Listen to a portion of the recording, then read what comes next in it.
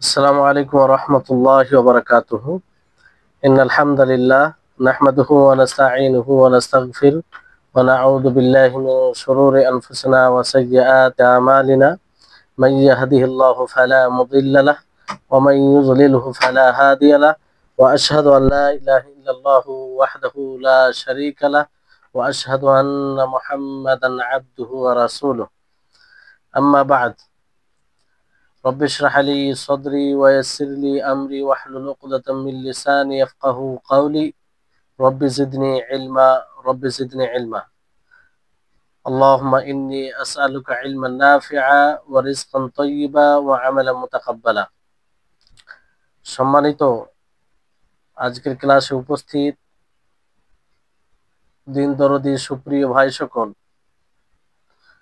সম্মানিত বোন, প্রশংসা মাত্রই মহান আল্লাহ তাবারক ওয়া তাআলার জন্য, যিনি আমাদের সকলকে সুস্থ অবস্থায় ফিকহুস সিয়াম তথা সিয়ামের বিধিবিধানের ক্লাসে উপস্থিত হওয়ার তৌফিক দিয়েছেন, যেটা আল্লাহ তাবারক ওয়া তাআলার আমাদের উপরে অনুগ্রহ, যার সহযোগিতা ছাড়া এটা সম্ভব ছিল না।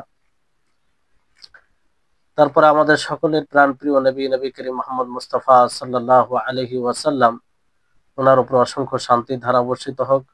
আল্লাহুম্মা সাল্লি আলাইহি আল্লাহুম্মা বারিক আলাইহি। তো আমরা পূর্বের ক্লাসে কিছু বিষয় জেনেছিলাম যে যে কারণে সিয়াম ভঙ্গ হয় না। কারণ এই এই মানে পয়েন্ট দিয়ে এটা মানে শিরোনাম দিয়ে এই জন্য বলা হচ্ছে, কারণ অনেক মানুষ এগুলো ব্যাপারে ধারণা করে যে সিয়াম ভঙ্গ হয়ে যায়, সিয়াম ভঙ্গ হয়ে যায়, রোজা ভেঙে যাবে, এরকম ধারণা রাখে। তো কিছু বিষয় জেনেছিলাম, তো আরো কিছু বিষয় আছে যেটা আজকের ক্লাসে ইনশাআল্লাহ বলার প্রচেষ্টা করা হবে, আল্লাহ যেন তৌফিক দেয়। শেষে যে বিষয়টি বলা হয়েছিল, যদি সিয়ামরত অবস্থায় মাজি আসে, মাজি এক প্রকার তরল, সেটা লজ্জাস্থান থেকে নির্গত হয়, বের হয়। তো এই মাজি যদি আসে, সেটা হালকা আঠালো হয়। তো এই অবস্থায় যদি মাজি আসে, তাহলে সিয়াম বিশুদ্ধ হবে, সিয়াম এতে বিনষ্ট হবে না। অনেকে ধারণা রাখে যে এতে সিয়াম ভঙ্গ হয়ে যাবে, তা নয়, ভঙ্গ হবে না। কারণ এই সিয়াম একটা ইবাদত, তো কোনো ইবাদত হবে না বললে তো শুধু হবে না, এটা দলিল ছাড়া এই কথা বলা যাবে না।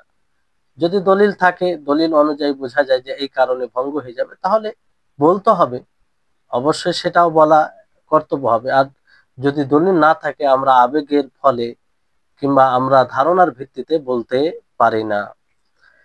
শেখ ইবনে উসাইমিন রাহিমাহুল্লাহ তিনি বলেন যে সিয়াম একটি ইবাদত, আর এই ইবাদতে মৌলিক বিষয় হচ্ছে বিরত থাকা।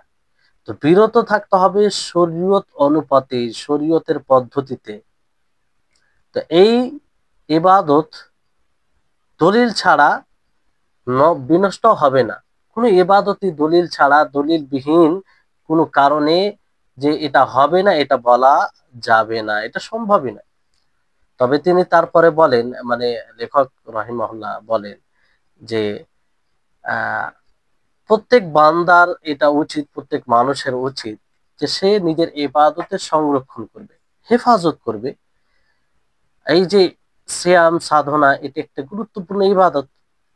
যে এই ইবাদতের হেফাজতকারী হবে, যত্নশীল হবে, আর এমন কাজ থেকে এই ইবাদত করতে গিয়ে বিরত থাকবে যে কাজ, যে আমল, যে নীতি পরিপূর্ণ সওয়াব অর্জনে বাধা বাধা হয়ে দাঁড়ায়, প্রাচীর হয়ে দাঁড়ায়। তো সেই আমল, সেই কর্ম, সেই নীতি থেকে বিরত থাকতে হবে।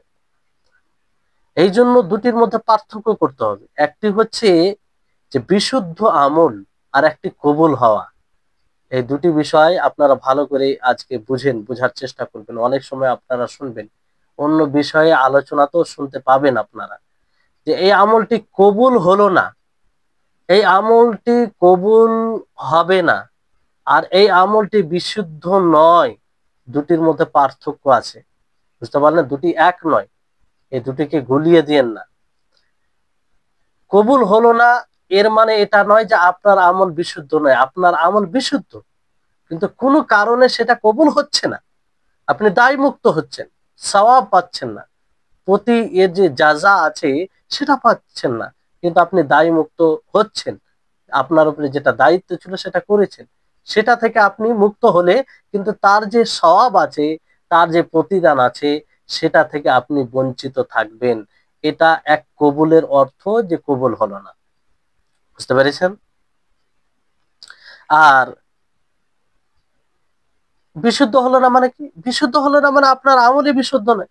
অনেক সময় ফিকহ অনুযায়ী আমল বিশুদ্ধ হয়, কিন্তু সেটা কবুল হয় না, বিভিন্ন তার মানে কিছু জিনিস মিশ্রিত হওয়ার কারণে সেটা কবুল হতে, সেই যে কাজটি, যে বিষয়টি মিশ্রিত হয়েছে, সেটা প্রাচীর হয়ে দাঁড়ায় কবুল হওয়ার মাঝে, ফলে সেটা কবুল হয় না। যেমন আপনাদেরকে উদাহরণ দিই একটা, যে কোনো ব্যক্তি যদি গণকের নিকটে যায় তাহলে তার সলাৎ কবুল হবে না, তাই না? তো সলাৎ 40 দিনের সলাৎ কবুল হবে না, এরকম বলা হয়েছে। এই সলাৎ কবুল হবে না মানে কি? যে সলাৎ, কেউ যদি মনে করে যে সলাৎ আমার কবুলই হবে না, তা আমি আর সলাৎই পড়বো না, এটা বিষয় না। সে সলাৎ আদায় করবে, বিশুদ্ধভাবে সলাৎ আদায় করবে, সে সলাৎ যে ফরজ ছিল সেটা থেকে দায় মুক্ত হবে, কিন্তু তার যে জাযা, তার যে প্রতিদান, তার যে সওয়াব, এটা থেকে সে বঞ্চিত থাকবে, এটা পাবে না। কিন্তু কেউ যদি এই মনে করে সলাতই না পড়ে, তাহলে মানে কবুল তো হবে না, সেটা আছেই, সেই যে পড়লো না, আল্লাহ তাআলা ফরজ করেছে, সেটারও তাকে হিসাব দিতে হবে। আর জানেন যে এই অবস্থায় অনেক আলেমদের নিকটে কাফের হয়ে যায় নামাজ ইচ্ছাকৃতভাবে ছাড়লে। তো এই হচ্ছে বিষয়, তাহলে দুটির মধ্যে পার্থক্য করবেন। এই জন্য দেখেন, একটা বিষয় সবসময় মনে রাখবেন, সেটি হচ্ছে যে আমরা যে বিষয়কে যতটা নিজের হৃদয়ে মর্যাদা দিব, সেই অনুযায়ী কিন্তু আমাদের সাথে আল্লাহ তাআলা মামলা করবে। সিয়াম কতটা আমাদের নিকটে গুরুত্বপূর্ণ, সেটা আমাদের আমলে বাস্তবায়ন হয়। আর যতটা আমরা এর মর্যাদার দিক মানে উঠতে পারবো, নিজের হৃদয়ে আমরা স্থান দিতে পারবো, ততটাই আল্লাহর নিকটে এই রোজার বদলা আমরা আহ তর ওই অনুযায়ী আমরা আশা করতে পারি। তো এই রোজার মানে খুব যত্ন সহকারে, যাতে আপনার রোজা সিয়াম বাতিল না হয়ে যায়, কোনো জিনিসের কারণে বিনষ্ট না হয়ে যায়, এই প্রচেষ্টায় আপনাকে থাকতে হবে। তারপরে বিষয়টি হচ্ছে, তারপরে যে বিষয়ে রোজা ভঙ্গ হয় না, সেটি কোন বিষয়? সেটি বিষয় হচ্ছে যে জুনুবি অবস্থায় কোনো ব্যক্তি যদি জুনুবি হয়, ফজরের পূর্বে জুনুবি হয়, রাত্রে ইহতিলাম হওয়ার কারণে, স্বপ্নদোষ হওয়ার কারণে, সেটা মহিলা পুরুষ উভয়ের ক্ষেত্রে হতে পারে, অথবা দিনে কোনো কারণে ইহতিলাম হয়ে যায়, হয়ে গেছে, অনেক সময় ফজরে সাহারি খাওয়া, ফজরে নামাজ পড়ে ঘুমায়, তাতে হয়ে যায়। তো এই ধরনের এতে রোজা ফাসিদ হবে না, যদিও জুনুবি অবস্থা মানে জুনুবি হয়ে যায়, ফাসিদ হবে না, রোজা সঠিক হবে, বিশুদ্ধ হবে। কারণ এই ব্যাপারে আয়েশা রাদিয়াল্লাহু তাআলা আনহা থেকে বর্ণিত, তিনি বলেন যে নবী সাল্লাল্লাহু আলাইহি ওয়াসাল্লাম কানা ইউসবিহু জুনুবান ওয়া হুয়া সাহিম, যে নবী সাল্লাল্লাহু আলাইহি সাল্লাম সিয়ামরত অবস্থায় জুনুবি হতেন, সুম্মা ইয়াগতাসিল, তারপর গোসল করতেন, ওয়ায়াসুম, আর সিয়াম সাধনা করতেন, সিয়াম অব্যাহত রাখতেন। হাদা আনিল জানাবা, এটা জানাবাতের ব্যাপারে।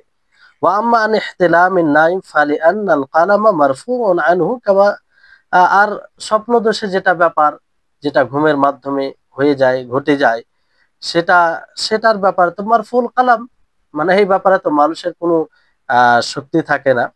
তো এতে কোনো সমস্যার বিষয় নেই।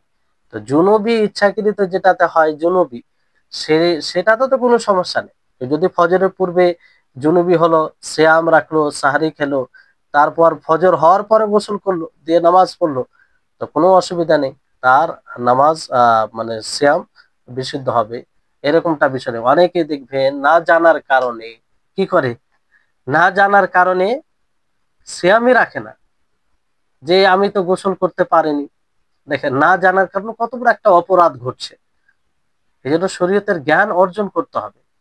যে সিয়ামই রাখে না, সিয়াম বললে ধারণা থাকে যে এই সিয়াম তো আমি গোসল করতে পারিনি, এখন তো সাহারি যদি আহ খাই কিংবা আমি রোজার নিয়ত করি তা অপবিত্র, এটা রোজা হবে না, এই বলে সেই দিনে রোজা আর রাখে না।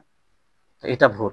আর আরেকটি বিষয় যেটা এখানে কথা প্রসঙ্গে যেটা বলা প্রয়োজন মনে করছে, সেটা হচ্ছে যে অনেকেই আছে যে এই সময় গোসলের প্রয়োজন পড়ে, শ্যাম তো রেখে নেই, জানে হয়তো শ্যাম হয়ে যাবে, ফলে শ্যাম রেখে নেই, কিন্তু আর গোসল করে না, ফজর নামাজকে ডিলে করে দেয়। এটা অত্যন্ত দুঃখজনক বিষয়, একজন মুমিনের জন্য অত্যন্ত দুঃখজনক বিষয়। আর তার ইমানে, মানে এত ইমান দুর্বলতার পরিচয় যে কি করে হতে পারে। কেন গোসল করে না? এই ভেবে গোসল করে না যে তাকে আহ বাড়ির লোক কি বলবে, কিংবা একটা লজ্জা সংখ্যা, এরকম বিষয় ভেবে গোসল করে না। আল্লাহর মুস্তাআন। কি একটা সামান্য এই লজ্জা, এগুলো এগুলো লজ্জা কি? এখানে লজ্জার কোনো বিষয় নেই, এটা তো প্রাকৃতিক বিষয়। স্বামী স্ত্রী তো এগুলো হয়, সবাই জানে। তো এতে গোসল করবেন কেন আপনি? আর এই লজ্জার কারণে শরীয়তের কাজ থেকে আপনি দূরে সরবেন। এটা কিসের আপনার, মানে এই আপনার এই ইমান কি করে এটা সমর্থন করে, কি করে এটা আপনার মেনে নেই? তো এইগুলো থেকে বিরত থাকতে হবে।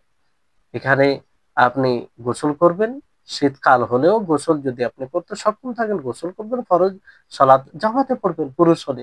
মহিলারা হলে বাড়িতে সময় আপনি সময় আপনি সালাত আদায় করবেন। তো এটা কখনো করবেন না। আপনি আপনি অন্যদের জন্য আইডিয়াল হবে, নমুনা হবে। আপনাকে দেখে যদি বলে, সে একদিন, 2 দিন, 3 দিন দেখে ভাববে যে না, এটা তো জরুরি বলেই এটা করছে। কিন্তু আপনি অন্যদের মতো, আপনি যদি সেই মতো হয়ে যান, তাহলে আপনি অন্যদেরকে কি শিক্ষা দিলেন?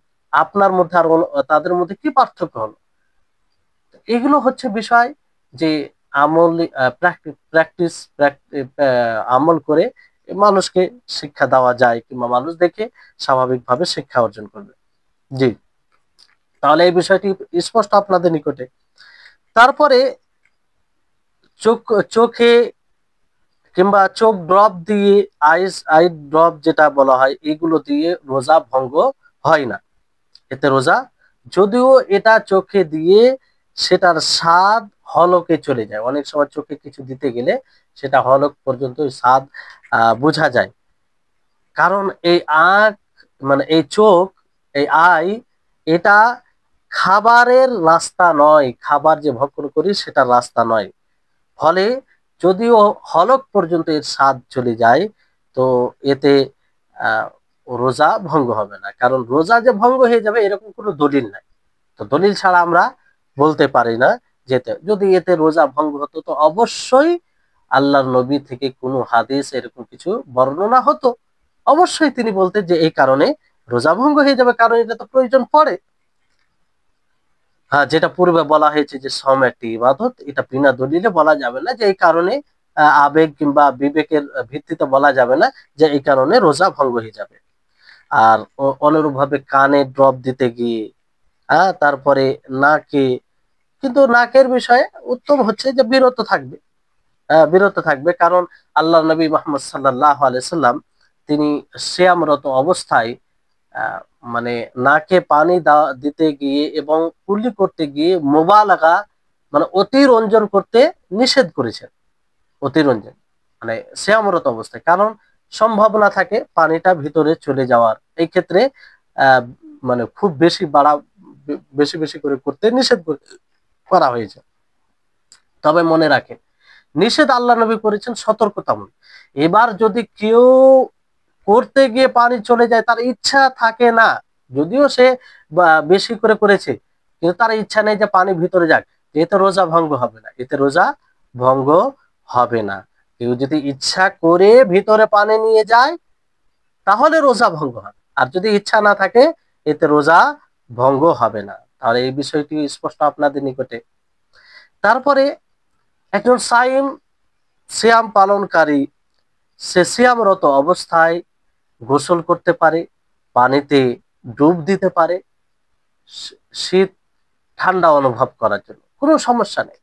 এখন বুঝতে পারবেন না, আমরা হয়তো আমাদের যে বাপ দাদা রয়েছে তাদের মুখ থেকে শুনেছি, কিংবা আপনারাও শুনেছেন যে এমন সময়ে রোজা রেখেছে যে প্রখর রোদ্রের তাপমাত্রা, তীব্র গরম, পিপাসা, এই জন্য মানুষ তলিয়া কিংবা কোনো কাপড় ভিজিয়ে মাথাতে রাখতেন, শরীরে দিতেন ঠান্ডা অনুভব করার জন্য।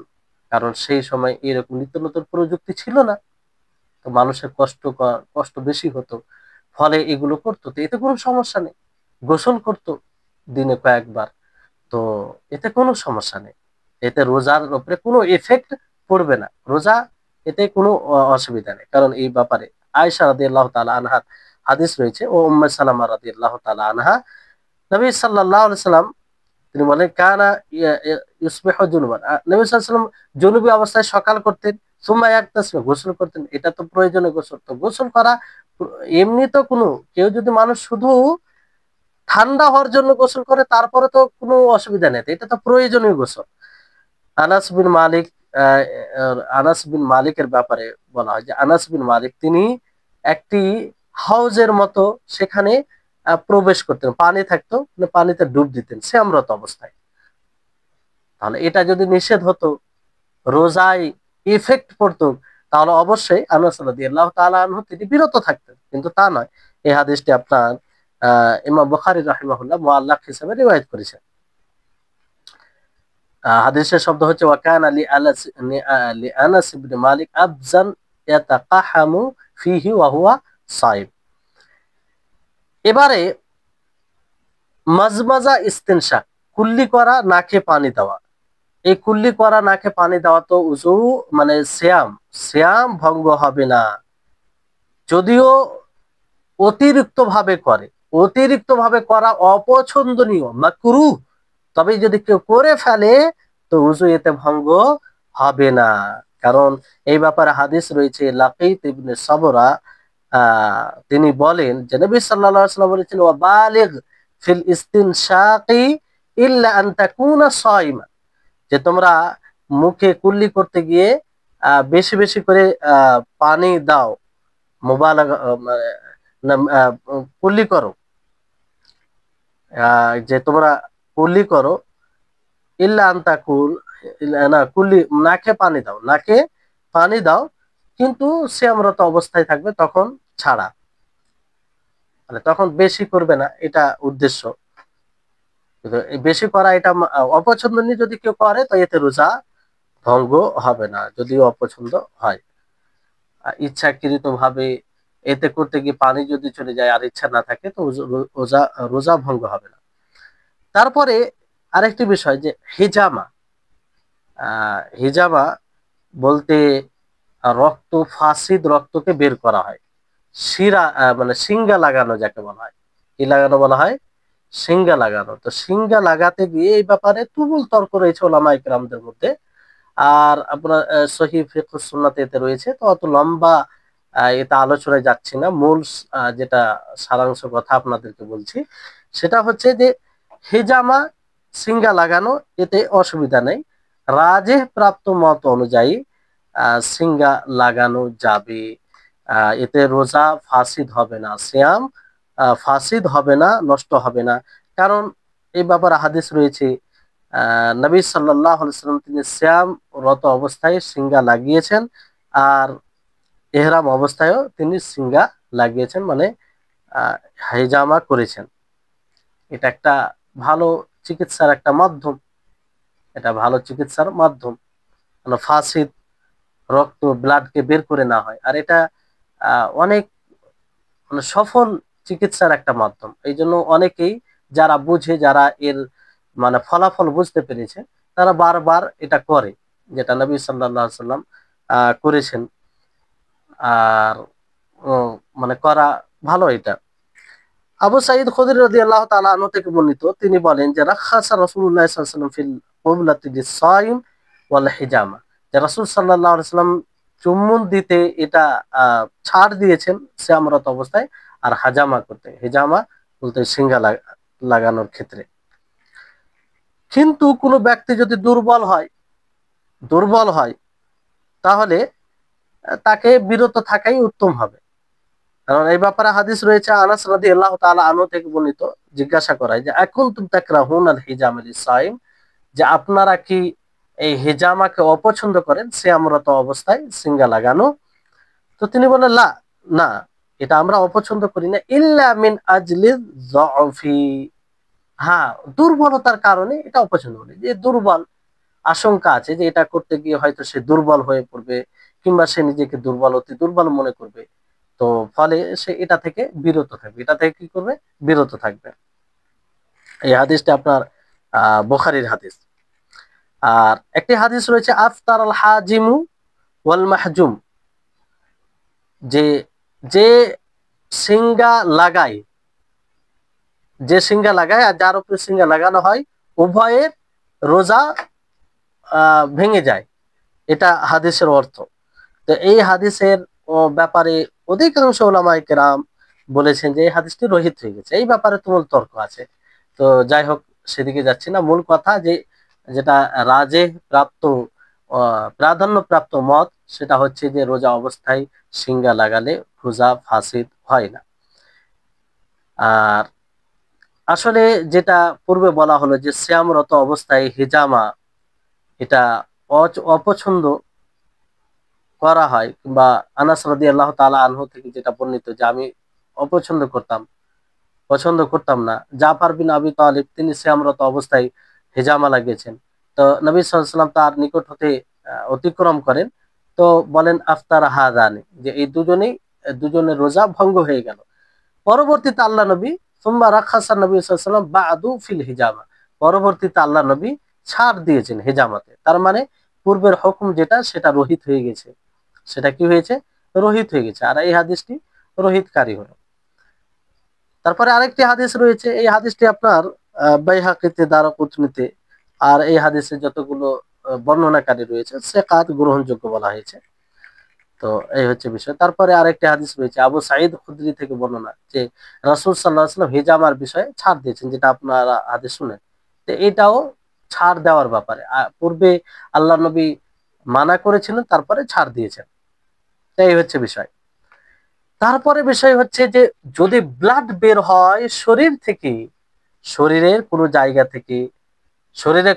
থেকে, ব্লাড বের হয়, রক্ত বের হয়, তাহলে এতে রোজা ফাসিদ হবে না। অনেকেই বলে, ধারণা রাখে যে শরীরে কোনো জায়গা থেকে ব্লাড বের হলে রোজা ফাসিদ হয়ে যাবে, অথবা নাক দিয়ে কারো ব্লাড আসে, তো বলে যে রোজা ভঙ্গ হয়ে গেছে, এরকম ধারণায়। অথবা দাঁত দিয়ে রক্ত বের হয়, অথবা দাঁড় দাঁড় যে রয়েছে সেটা দিয়ে রক্ত বের হলে, কিংবা যদি ফোড়া থাকে, ফুন্সি থাকে, ফোট যাকে বলি আমরা, আহ সেই জায়গা থেকে যদি ব্লাড বের হয়, তাহলে রোজা ভঙ্গ হয়ে যায়, অনেকেই মনে করে, কিন্তু আসলে রোজা ভঙ্গ হয় না, এতে রোজা ভঙ্গ হয় না। তবে যদি, হ্যাঁ এখানে একটা বিষয়, যে যদি ইনজেকশনের মাধ্যমে ব্লাড বের হয়, কিংবা ব্লাড বের করা হয়, আহ, এটা কাউকে দেওয়ার জন্য, তো এ তো রোজা ভঙ্গ হবে না। ব্লাড কাউকে যদি দেওয়া যায় রোজা অবস্থায়, তাহলে এতে রোজা ভঙ্গ হবে না। তবে যদি মনে করে যে আমি ব্লাড দেওয়ার কারণে আমি দুর্বল হয়ে যাব, ফলে আমার রোজার উপরে ইফেক্ট হতে পারে, তো যদি জরুরি না হয়, তো যখন ইফতার করে নিবে তারপরে দিবে। আর যদি জরুরি হয়, সে সময় কারো জানের ব্যাপার আছে, কারো বড় ক্ষতি থেকে উদ্ধার করার বিষয় আছে, তো সে সময় আহ, দিবে। তারপরে যদি অতি দুর্বল মনে হয়, তার ক্ষতির আশঙ্কা থাকে, তো সে রোজা ছাড়তে পারে এখানে। কারণ অন্য যদি এরকম বিষয়ে বড় সড়ো ক্ষতির বিষয় আছে তাহলে পরে আবার কাজা করে নেবে। জি, তারপরে শিরায় অথবা রগে, ঘাড়ে রগে যে ইনজেকশন দেওয়া হয়, তো এতেও রোজা ভঙ্গ হবে না। এতেও কি হবে না? রোজা ভঙ্গ হবে না। কিন্তু ইনজেকশন দেখেন কয়েক প্রকার হয়। ইনজেকশন কয়েক প্রকার হয়। কিছু ইনজেকশন হয় যে গিজা, মানে খোরাকের খোরাকের কাজ করে, মানে খাবারের কাজ করে। তো এই ধরনের ইনজেকশনে তো রোজা ফাসিদ হয়ে যাবে। কারণ সূর্য ফজর থেকে নিয়ে সূর্য অস্তমিত হওয়া পর্যন্ত খাবার ও পানাহার থেকে বিরত থাকা মানে কি, পাকস্থলী পর্যন্ত যেন পুরো খাবার না পৌঁছায়। তো আপনি যেভাবে পৌঁছান সেটা যদি পৌঁছে যায় তাহলে সেই উদ্দেশ্যটা আর অব্যাহত থাকছে না, ফলে এতে রোজা ভঙ্গ হয়ে যাবে। জি, আর অন্য অন্য কিছু কিছু লোক বলেছে না এ তো রোজা ভঙ্গ হবে না, কিন্তু আসল যেটি বিষয় হচ্ছে যে রোজা ভঙ্গ হয়ে যাবে যদি এরকমটা সেটা গিজা, মানে খোরাকের কাজ করে, খাবারের কাজ করে, তাহলে সেই ইনজেকশনে রোজা ভঙ্গ হয়ে যাবে। তারপর আপনি ধরেন আপনাকে জ্বর হয়েছে কিংবা কোনো অসুখ হয়েছে, সেই অসুখের খাতিরে যদি সেটা ইনজেকশন করা হয়, ওটা গিজার খোরাকের খাবারে কাজ না করে, তাহলে এতে রোজা ভঙ্গ হবে না। অনেকেই বলে যে রোজা ভঙ্গ হয়ে যাবে, কিন্তু আসল বিষয় এটা নয়।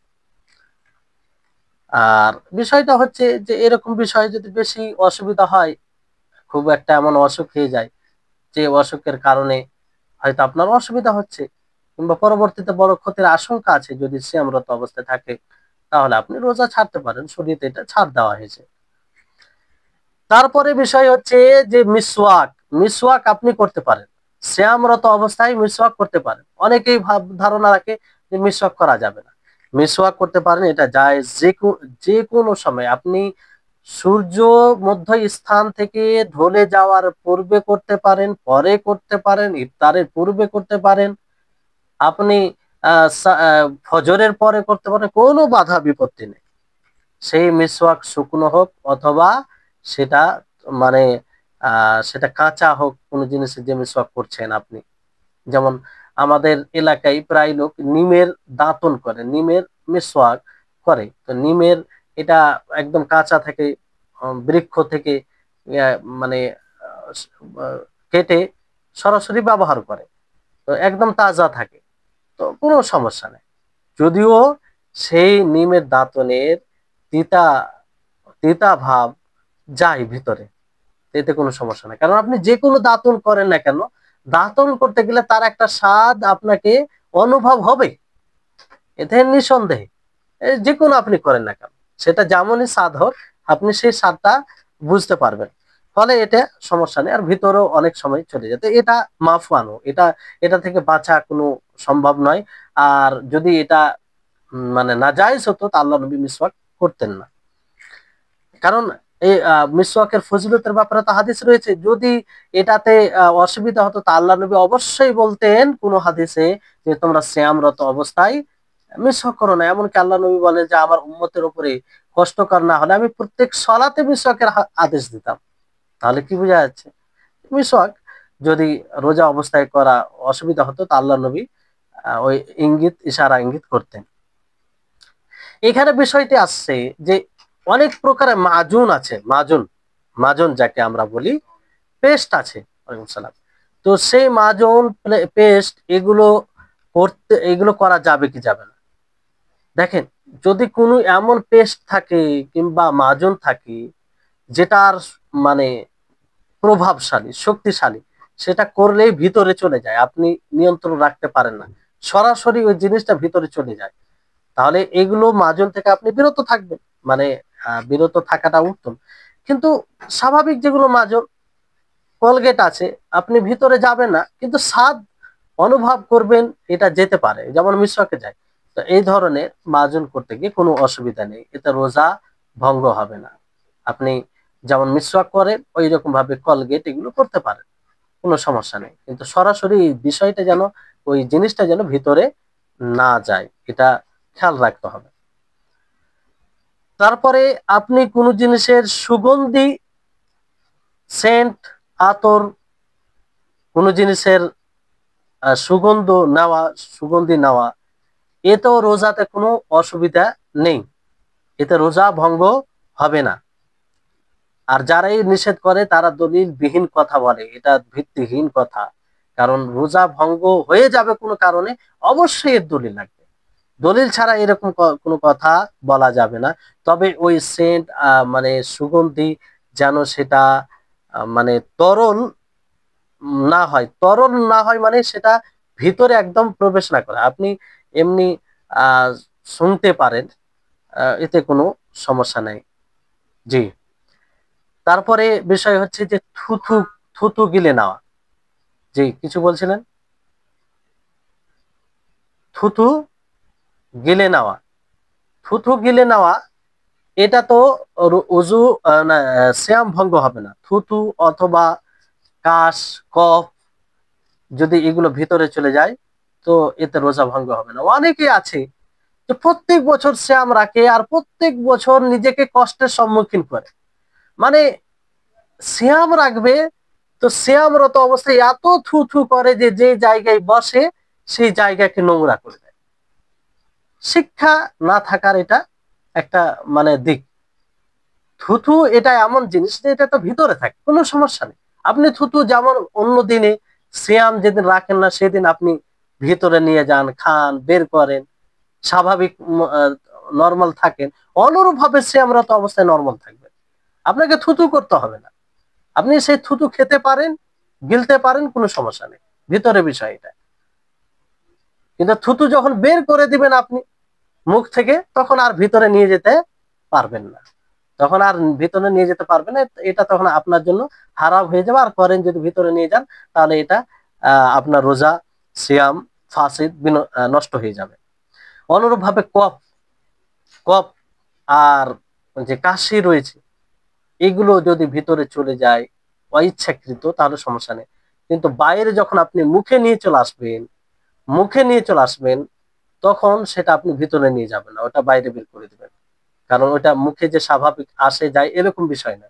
এই কফকে ভিতর থেকে বাইরে মুখে নিয়ে আসে মানুষ, তারপরে যে ভিতরে নেয় যেটা ইচ্ছাকৃত সেটা ভিতরে নিয়ে যাওয়ার মতো হলো, যেটা জায়েজ নয়। তো আপনার মুখে চলে এলে সেটা বের করে দিবেন, ফেলে দিবেন। আর যদি ভিতরে থেকে চলে গেল কোনো সমস্যা নেই তাতে। তাই হচ্ছে অন্যভাবে নাকের যে বিষয় রয়েছে, সর্দি লাগলে নাক, নাক থেকে যেটা বয়ে আসে সেটা যদি ভিতরে চলে যায়, আপনি বাইরে নিয়ে এসে ইচ্ছাকৃত ভাবে ভিতরে নিয়ে যাবেন তা তো নয়, যদি চলে যায় তো সমস্যা নেই, এতে এতে সমস্যা নেই। আহ অনেকে বলেছেন যে ইচ্ছাকৃত ভাবে যদি কেউ নাকের শ্লেষ্মা যদি ভিতরে নিয়ে যায় তাহলে এতে কি হবে, রোজা ভঙ্গ হয়ে যাবে। কিন্তু ইবনে উসাইম রাহিমাহুল্লাহ তিনি মুতলাক ভাবে বলেন যে এতে রোজা ভঙ্গ হবে না, তবে বাইরে আসার পর সেটা যেন ইচ্ছাকৃত ভাবে না নিয়ে যাওয়া হয়, এতেই সতর্কতা রয়েছে। জি, এই হচ্ছে বিষয়। তারপরে বিষয় হচ্ছে যে রোজা সেই সমস্ত বিষয়ের কারণে ভঙ্গ হবে না যা থেকে বাঁচা সম্ভব নয়, যা থেকে বাঁচা সম্ভব নয় সেই সব বিষয়ে রোজা ভঙ্গ হবে না। বাঁচা সম্ভব নয় যেমন আপনাদেরকে থুথুর বিষয়টা বলা হলো, কিংবা আরো কিছু বিষয় আছে যেগুলো থেকে বাঁচা সম্ভব নয়। যেমন আপনি রাস্তা দিয়ে চলছেন, রাস্তা ধুলোবালি, হ্যাঁ, যেমন আটা, আপনি আটা চালছেন কিংবা আটার কাজ করছেন আপনি, তো সেই আটার যে আহ মানে সূক্ষ্ম ইগুলো ভিতরে চলে যায় শ্বাস প্রশ্বাসের মাধ্যমে, কিংবা দাঁতের মাঝে যে খাবারে কিছু অংশ থেকে যায়, থেকে যাওয়ার কারণে অনেক সময় আপনার ইচ্ছাবিহীন সেটা আবার ভিতরে চলে যায়। তো এগুলো থেকে বাঁচা মুশকিল, এগুলো থেকে বাঁচা মুশকিল, ফলে এতে রোজায় কোনো প্রভাব পড়বে না, রোজায় কোনো ইফেক্ট পড়বে না, আপনার রোজা বিশুদ্ধ হবে, এটা কোনো সমস্যা নেই। আপনাকে বিশেষভাবে তাকাল্লুফ কষ্টের সম্মুখীন হতে হবে না। রোজা এলো মানে কিছু মানুষের জন্য মনে হয় যে তাদের মানে যেটা বললাম যে থুতু নিয়ে এক সমস্যা। অনেকেই প্রশ্ন করে যে থুতু আমি গিলে নিয়েছি তা আমার রোজা হবে কি হবে না, কিংবা বারবার থুতু আসে আমি কি করব। এমনও প্রশ্ন করে যে আমি নামাজরত অবস্থায় আছি আর থুতু চলে আসে, আমি সিয়াম রেখেছি, তো কি করব সে সময়, থুতুটা করব কোথায়? তো থুতু তার জন্য কষ্টকর হয়ে যায়। তা আসলে ওইরকম কোনো বিষয় নাই, আপনি স্বাভাবিক, আপনি মুখের থুতু খাবেন গিলবেন, সেটা আপনার বিষয়, আপনি ওই মতো থাকবেন, কোনো সমস্যা নেই এতে। ইবনু মুনজির রাহিমাহুল্লাহ তিনি বলেন যে আজমাউ আলা আন্নাহু লা শাইয়্যা আলা সাইমি ফিমা ইয়াবতালিউহু মিম্মা ইয়াজরি মা'আর রিqi মিম্মা বাইনা আসনানিহি মিম্মা লা ইয়াকদিরু আলা ইখরাজিহি।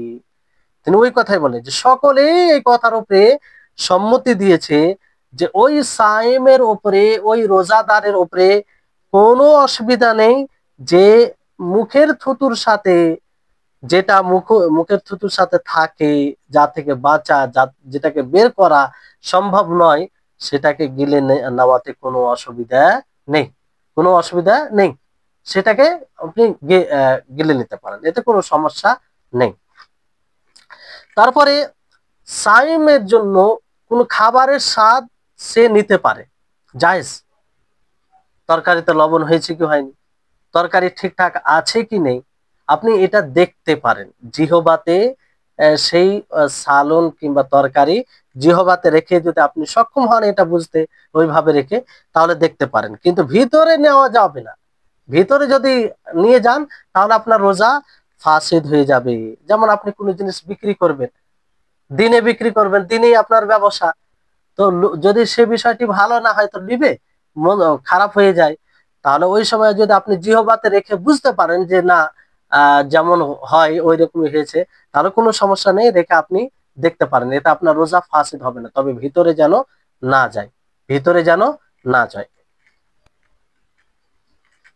অনেকেই বলেছেন যে যেমন একটি হাদিস রয়েছে, বাইহাকী ইবনে আবি শাইবা আর আল্লামা আলবানী হাদিসের ইসনাদকে হাসান বলেছেন, যে কোনো ব্যক্তি যদি কোনো রোজাদার মধু ঘি মুখে নেই আবার তাকে ফেলে দেয়, মুখে নেওয়ার পরে ফেলে দেয়, তো এতে রোজা ভঙ্গ হবে না, এতে রোজা ভঙ্গ হবে না।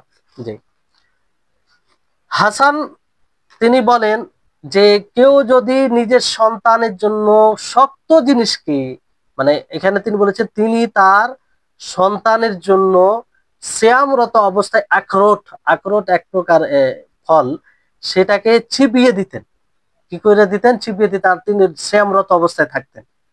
ইব্রাহিম নাখি ইকরামা তিনিও বলেন যে কোনো মহিলা নিজের সন্তানের জন্য যদি কিছু চিবিয়ে দেয়, যেমন ধরেন বাংলাদেশ, পাকিস্তান, ইন্ডিয়া যেরকম আছে এগুলোতে ভাত চলে, কিংবা কোনো তরকারি আছে যেটা হয়তো হাত দিয়ে আপনি আলাদা করতে পারছেন না, তো আপনি দাঁত দিয়ে আলাদা করে দিলেন, কিংবা মাংস আছে, তো মাংস সে সরাসরি খেতে পারবে না এমন বাচ্চা, তো আপনি চিবিয়ে দিতে পারেন যেন, তাহলে ওখানে আপনাকে সতর্ক থাকতে হবে সেটার যেন ভিতরে না যায়, চিবিয়ে দিতে পারেন। চাবিয়ে, মানে চাবিয়ে দেওয়া হয় না, কোনো জিনিস নরম করে করার জন্য দেওয়া হয়, তো এতে কোনো সমস্যা নেই, এটা করা যায়, এটাতে ছাড় রয়েছে। তারপরে খাবারের স্বাদ, আপনি যে কোনো খাবারের স্বাদ লবণ দেখানোর জন্য যে খাবারটি কেমন হয়েছে, এই কারণে আপনি দেখতে পারেন, এই কারণে আপনি দেখতে পারেন, এতে কোনো সমস্যা নেই, যেটা আপনাদেরকে বলা হলো। তারপরে একটি গুরুত্বপূর্ণ বিষয় যেটা বুঝতে হবে এবং সমাজে সকলকে বুঝাতে হবে, আপনাদের সকলের দায়িত্ব, সেটা হচ্ছে যে কষ্টকর কাজের জন্য আপনার জন্য জায়েজ নয়, ছাড় নয় যে আপনি সিয়াম ভঙ্গ করবেন। হ্যাঁ, এটা বিশেষভাবে এই জন্য বললাম, অনেকেই বলে যে আমি কষ্টকর কাজ করি, তো কি করে আমি সিয়াম রাখবো? আল্লাহ তাবারক ওয়া তাআলা তিনি 12 মাসে সিয়াম ফরজ করেননি, 1 মাসে সিয়াম ফরজ করেছেন। আপনি 11 মাস কাজ করুন, কঠোর কাজ করুন, শক্তিশালী কাজ করুন, কেউ আপনাকে বাধা দেয় না। আল্লাহ তাআলা 1 মাস, তো এই 1 মাস যাতে আপনি রোজা রাখতে পারেন, এর প্রস্তুতি আপনাকে আগে থেকে নিতে হবে। প্রয়োজন পড়লে সেই মাসে আপনি হালকা কাজ করবেন, অন্য কাজ করবেন, যদি সেই কাজ ছাড়া আপনার মানে সম্ভবই না হয় কখনো, 12 মাস ওই কাজ করেন, এই জন্য রোজা রাখেন, তো আপনি ওই কাজকে লাথি মারেন, ছুঁড়ে ফেলেন ওই কাজকে। কারণ সিয়াম একটি গুরুত্বপূর্ণ বিধান, ইসলামের রুকন, ইসলামের স্তম্ভ, এটা আপনাকে করতেই হবে, এটা থেকে ছাড় নেই, এটা শরীর সম্মত কারণ নয়।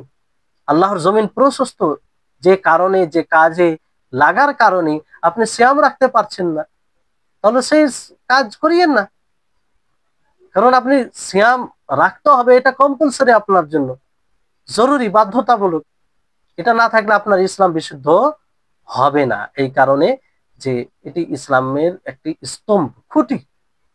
আপনি যেহেতু সক্ষম আছেন, তো এই বিষয়টি যে অনেকেই কষ্টকর কাজের কারণে বলে যে না, সিয়াম আমি রাখতে পারবো না, সিয়াম রাখে না। যেমন ধরেন অনেকে ধরেন বাড়ি বিল্ডিং এর কাজ করে, সিমেন্টের বোরা মাথায় নিতে হয়, ইট বহন করতে হয়, আরো কঠোর কাজ করতে হয়। তো বলে যে কি করে আমরা রোজা রাখবো, এই কারণে রোজাই রাখে না, কোনো মাসে রোজা রাখে না বলতে রমজান মাস গেল, ফের যেহেতু সবসময় এইগুলো কাজ করে, রোজা রাখে না। তাদেরকে আল্লাহর ভয় করা উচিত, তাদেরকে আল্লাহর ভয় করা উচিত যে আল্লাহ তাবারক ওয়া তাআলার বিশেষ দয়া, বিশেষ সৌভাগ্যের বিষয়, আর সুযোগ পেয়েও রোজা রাখে না। আর তাদেরকে আল্লাহ নবীর এই হাদিসটি স্মরণ করা উচিত যে আল্লাহ নবী বলেন, জিবরিল আলাইহিস সালাম বলেন যে ওই ব্যক্তি ধ্বংস হোক, ওই ব্যক্তি, যে ব্যক্তি রমজান মাস পেল অথবা নিজের গুনাহকে ক্ষমা করিয়ে নিতে পারলো না। তো রমজান মাসে সে আমি সাধনা করলো না, তো কি নিজেকে ক্ষমা করবো, আরো তো পাপই হলো। রমজান এসে তো আরো নিজেকে পাপে যুক্ত করলো। তাহলে এর এর চাইতে দুর্ভাগ্যের বিষয় কি হতে পারে? নবীর বদদুয়া তার জন্য ফিট হবে। বড় দুঃখ হয় যে 12 মাসে 1 মাস আল্লাহ তাআলা রোজা রেখেছেন, যেটাকে খুশির সাথে, আনন্দ চিত্তে, সন্তুষ্ট চিত্তে গ্রহণ করা উচিত। খুব উৎসাহের সাথে এই মাসকে উদযাপন করা উচিত, খুব আনন্দ ফুর্তির সাথে, যে হৃদয়ে এই কথা সবসময় ভাসবে যে আমি একটা সুযোগ পেয়েছি আল্লাহ তাআলাকে সন্তুষ্ট করার, রোজা রাখার, কিয়াম করার, বিভিন্ন ইবাদত করে আল্লাহ তাআলাকে সন্তুষ্ট করার, তাকওয়া অর্জন করার, মুত্তাকি হওয়ার। তো এই হচ্ছে বিষয়। তো এই কারণে যে আমি কঠোর কাজ করছি, এই জন্য আমি মানে তার জন্য রোজা না রাখা জায়েজ হয়ে যাবে, এরকম বিষয় নয়। শেখ ইবনে বাজ রাহিমাহুল্লাহ তিনি বলেন যে নিয়তের নিয়ত, রাত্রে নিয়ত করা জরুরি, যেটা আপনারা পূর্বে জেনেছেন যে সকাল হওয়ার আগে, ফজর হওয়ার আগে আপনাকে নিয়ত করতে হবে। কিন্তু আপনি যদি দিনে রোজা ছাড়তে বাধ্য হন, তাহলে আপনার জন্য জায়েজ। তখন ওই নিয়ত, আপনার ওই বাধ্যকতা আপনার নিয়তকে তখন করে দিবে, কোনো সমস্যা নেই, আপনি গুনাহগার হবে না। যেমন ধরেন অসুস্থ হয়ে পড়লেন কিংবা আর কোনো শরীর সম্মত কারণ আপনার নিকটে চলে আসে, তাহলে রাত্রে নিয়ত করার ফলেও আপনি সেটা ভঙ্গ করতে পারেন, কোনো সমস্যা নেই। তবে সব সময় মনে রাখবেন যে যে কারণে আপনার জন্য রোজা ছাড়া জায়েজ, ইফতার করা জায়েজ, ওই কারণটা দূরীকরণে আপনি ইফতার করবেন, বাস। ওই কারণটা দূর করতে গিয়ে আপনি ইফতার করবেন, বাকি সময়টা আপনি খাবার ও পানাহার থেকে বিরত থাকবেন। এটা হচ্ছে রমজান মাসের সিয়ামের মর্যাদা। আপনি মর্যাদা দিবেন। আপনাকে ডাক্তার বলল, কিছু ওষুধ দিয়েছে যেটা খেতেই হবে, না খেতে গেলে আপনার অসুখ বৃদ্ধি পাবে, ডাক্তার বলল, বাস আপনি ওষুধ খান, আর তার জন্য যতটুকু খাওয়ার প্রয়োজন ডাক্তার বলবে খেয়ে নিন, বাকি আপনি মানে খাবার ও পানাহার থেকে বিরত থাকবেন। এটা হচ্ছে রমজান মাসের সিয়ামের মর্যাদা। এর মানে এটা নয় যে আপনি যেহেতু রোজা রাখা আর হলো না, তো সবার সামনে খাবার নিয়ে বের হয়েছে, খাচ্ছেন, যখন তখন ইচ্ছা হচ্ছে খাচ্ছেন, না। এটা রমজান মাসের মর্যাদার বিরোধী আমল। যতটুকু প্রয়োজন আপনি খেয়ে, বাকি সময়ে আপনার আমলে এটা ফুটে উঠবে যে আপনি বাধ্য হওয়ার কারণে খেয়েছেন, বাকি আপনি সিয়াম রাখতেন। কিন্তু আপনি এই সুযোগ পাওয়ার পরে খেয়ে যাচ্ছেন, খেয়ে যাচ্ছেন, তো আপনাকে দেখে মনে হবে যে এই ব্যক্তি মনে হয় মানে এটা রোজা ফরজ না হলে এর জন্য কত ভালো হতো, এরকম বিষয় যেন না মনে হয়। তো এই বিষয়টি খেয়াল রাখবেন। অনেক মহিলারা অনেক ক্ষেত্রে সতর্ক থাকে, কিন্তু তারপরে কিছু মহিলা দেখা যায় যে হাইজের কারণে রোজা রাখতে পারে না। তো ও, মানে সন্তানদের সামনে খেতে বসে গেল, প্রকাশ্য ভাবে খেতে বসে গেল, এরকমটা করে, এটা অনুচিত কাজ। আপনি ছুপিত ভাবে খাবেন, যে টাইমে খাওয়ার প্রয়োজন পড়বে, বাকি সবসময় সন্তানদের সামনে, যাতে আপনি যত ছুপিয়ে বিষয়টি করতে পারবেন ভালো। এমনকি খাবার যেমন অন্য দিন আপনি প্রকাশ্য ভাবে রান্না করেন, যদি সম্ভব যতটুকু হয় গুপ্তভাবে করবেন, এটা বেশি উত্তম। বুঝতে পারলেন? তো এই হচ্ছে বিষয়। কারণ অন্য কেউ যেন না ভাবে যে বাড়িতে মনে হয় কেউ সিয়ামই না রাখে, অথচ আপনার শরীর সম্মত আপনার কাছে কারণ আছে। তো এই হচ্ছে বিষয়। এবার এখানে কিছু আহ, কয়েকটি কথা বলবো আপনাদেরকে, আহ, যেগুলো এর সাথে সম্পৃক্ত বিষয়। যে নিত্য নতুন প্রযুক্তি করতে গিয়ে অনেক সময় করতে হয়, আর সে ব্যাপারে আমরা ধারণা রাখি যে আমাদের রোজা ভঙ্গ হয়ে যায়। যেমন ধরুন যে ডাক্তার কখনো এমন কিছু ট্যাবলেট দেয়, যে ট্যাবলেটটা জিহবার তলে রাখতে হয়। সেটা মানে এর কারণে আহ, শ্বাস শ্বাসের সমস্যা হওয়ার কারণে এটা অনেক সময় দেয়। তো এটাতে যদি ভিতরে না যায়, গলে না যায় ট্যাবলেটটা, শুধু তার অ্যাকশনে শ্বাস না নি ঠিক হয়, তাহলে এতে সমস্যা নেই। কিন্তু তার স্বাদ সেটা যদি যায়, মানে গলে যায়, তাহলে এটা থেকে বিরত থাকবে। তারপরে আরেকটি বিষয় যে আহ, জরায়ু থেকে, মানে পিছনের লজ্জা স্থানের রাস্তা থেকে যদি কোনো জিনিস যায়, কোনো জিনিস প্রবেশ করানো হয়, তাহলে এতে রোজা ভঙ্গ হবে কি হবে না? অনেক সময় দেখেন যে পিছনের রাস্তা দিয়ে, জরায়ুর রাস্তা দিয়ে কোনো মানে ভিতরে কিছুকে পরিষ্কার করার জন্য মেশিন ঢুকায়, কিংবা ক্যামেরা ঢুকায়, ভিতরে কি আছে না আছে সেটা চিকিৎসার জন্য প্রয়োজন পড়ে। অনেক সময় আহ যাচাই করার জন্য আঙুল কিংবা হাত, যাই হোক, প্রবেশ করে, ভিতরে প্রবেশ করে। তো এতে কি রোজা ভঙ্গ হয়ে যাবে? এ তো রোজা ভঙ্গ হবে না, কারণ এটা কোনো খাবারের বিষয় নয়। এতে কোনো খাবারের বিষয় নয়। তো এতে রোজা ভঙ্গ হবে না। যেমন আপনাদেরকে বলা হলো যে অনেক সময় হাতে কাপড় দিয়ে হাত প্রবেশ করে, কিংবা ক্যামেরা জাতীয় কোনো জিনিস সেটা ভিতরে নিয়ে যায়, কিংবা আঙুল প্রবেশ করে এলাজের ক্ষেত্রে। তো এতে রোজা ভঙ্গ হবে না। তারপরে আপনার যে মহিলাদের গর্ভাশয় রয়েছে, তাতে যে ক্যামেরা প্রবেশ করে, কিংবা কোনো এক প্রকারের স্ক্রু এলাজের ক্ষেত্রে সেটা প্রবেশ করে, এতেও রোজা ভঙ্গ হবে না। এতে রোজা ভঙ্গ হবে না। অনেকে ভাবে যে এতটা এরকম হলো তো রোজা ভঙ্গ হয়ে যাবে, যে না, এগুলোতে রোজা ভঙ্গ হবে না। কারণ রোজা ভঙ্গ হওয়ার জন্য দলিল লাগবে, দলিলবিহীন আমরা বলতে পারি না। তারপরে মূত্র নালীতে, পেশাবের নালীতে যদি সেটা পুরুষের হোক অথবা মহিলাদের হোক, পাতলা পাইপ প্রবেশ করানো হয়, অথবা কোনো ক্যামেরা জাতীয় কোনো জিনিস, মানে ভিতরকার জিনিসই করার জন্য, কিংবা আর কোনো এরকম ওষুধ প্রবেশ করানো হয়, তরল পদার্থ এরকম ভাবে, মানে মূত্রথলিতে প্রবেশ করানো হয়, তো এতেও রোজা ভঙ্গ হবে না, কারণ এটা খাবারের জায়গায় আসে না, খাবার জায়গা আসে না। এগুলো অনেক সময় প্রয়োজন পড়ে যে হয়তো মূত্র নালীতে এরকম কিছু প্রবেশ করতে হবে, প্রবেশ করাতে হবে। তো এতে এটা করা যাবে, এতে কোনো সমস্যা নেই, এতে কোনো সমস্যা নেই। তারপরে বিষয় যে দাঁত উঠিয়ে ফেলা, দাঁত উঠিয়ে ফেলা, কিংবা দাঁড়ের দাঁত হোক, কিংবা যে দাঁত দাঁত উঠিয়ে ফেলা, কিংবা দাঁত পরিষ্কার করা, ব্রাশ দিয়ে হোক, মিসওয়াক দিয়ে হোক, তো এগুলো দিয়ে মানে পরিষ্কার করলে এতে কোনো অসুবিধা নেই। যেটা আপনারা মিসওয়াকে শুনলেন যে মিসওয়াক করতে কোনো অসুবিধা না, অনুরূপ ভাবে এটা। আর আরেকটি বিষয়, কুল্লি, কুল্লি করতে গিয়ে গড়গড়া করা, গড়গড়া করা, যে পানি নিয়ে একটু মুখে নড়াচড়া করা পানি, তারপরে মুখে স্প্রে লাগানো, সেটা কিসের ক্ষেত্রে? এলাজের ক্ষেত্রেই, কিংবা প্রয়োজন আছে। তো এ তো রোজা ভঙ্গ হবে না। এতে কি ভঙ্গ হবে না? রোজা ভঙ্গ হবে না। অনেক সময় গড়গড়া করার প্রয়োজন পড়ে, তো যদি সেটা ভিতরে না যায়, ওই রকম সতর্ক ভাবে করে, তাহলে এতে রোজা ভঙ্গ হবে না।